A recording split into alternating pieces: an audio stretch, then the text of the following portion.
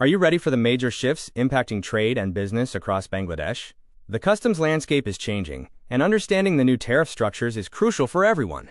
Welcome back to Notebook LMBD. All right, let's jump right in. We're about to crack open a document that, I'll be honest, looks incredibly boring on the surface.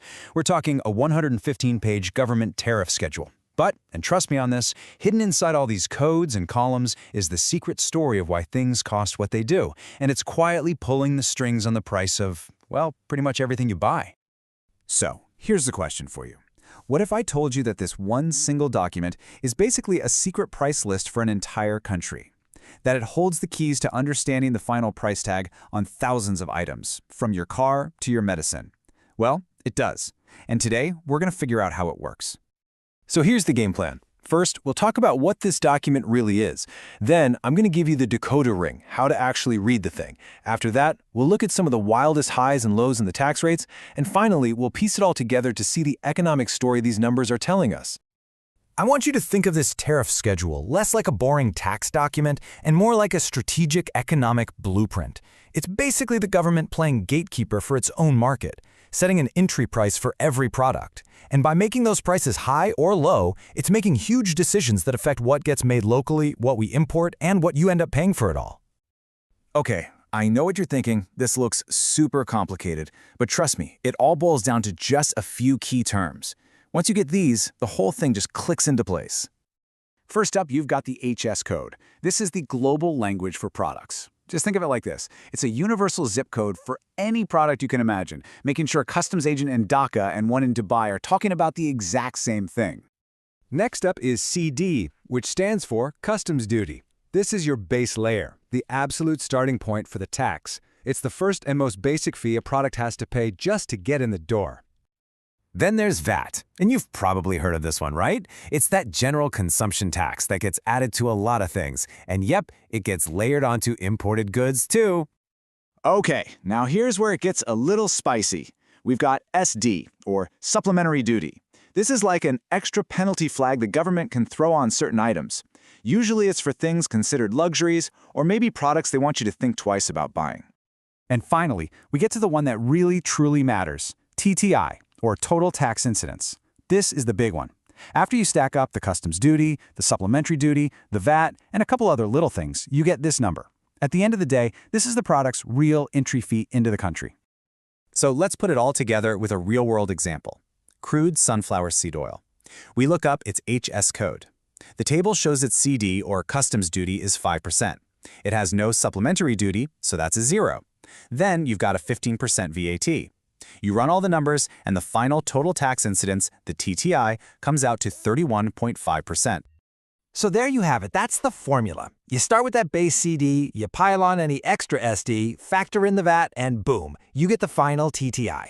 Now that we've cracked the code, we can finally see the real story. Okay, now that we've got the decoder ring, let's go treasure hunting. This is where it gets really interesting.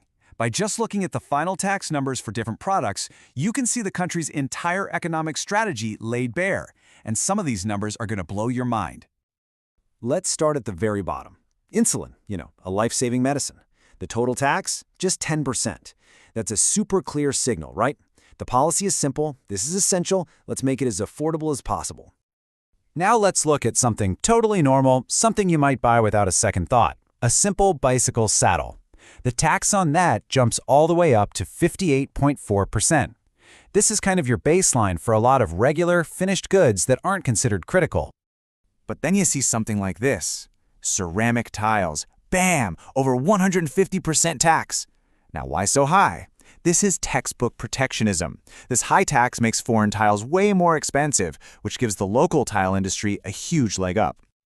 And just when you think it can't get crazier, check this out. The paper used to make cigarettes. We're talking a mind-blowing 518% tax. This isn't about protecting an industry, not at all. This is a classic sin tax, designed to make the final product so expensive that people are discouraged from using it. And for the grand finale, the absolute peak of the mountain, a big, fancy luxury car. The total tax, get this, is over 1,000%. You heard me right, 1,036%. It's a giant neon sign from the government saying if you want to import this, you are going to pay for it. So, what does all this mean? What's the grand strategy here? Because these numbers, as wild as they are anything but random. They are very, very deliberate. When you step back, the pattern becomes crystal clear. On one side, you have low taxes for things the country really needs, essential medicines, raw materials for factories, and the machines to run them. And on the other side, much higher taxes for finished luxury goods and for any product that competes with a strong local industry. And that really gets to the heart of it. These tariffs, these entry fees, aren't just about collecting money. The government is literally sculpting its economy in real time, protecting certain jobs, and gently, or not so gently, nudging us consumers towards certain choices. And if you look at it visually, the difference is just wild. You see this tiny little bar for essentials like insulin, a medium-sized one for industrial stuff, and then this absolute skyscraper of a bar for luxury goods like cars. The country's priorities are right there in front of you. So the big takeaway here is that this super dense 115-page document, it's not boring at all. It's actually an economic blueprint hiding in plain sight. It tells you everything about what a country wants to build, what it needs to buy, and what it thinks is just for show. Which, of course, leaves us with a really big question. This is a powerful tool, no doubt about it. But it's always a balancing act. So who really benefits the most here? Is it the local factory owner who's shielded from competition? Is it the government collecting all that tax revenue? Or is it the everyday consumer? That's the billion-dollar question. And there's no easy answer. Something to chew on. Thanks for your watching. The tariff document attached in video description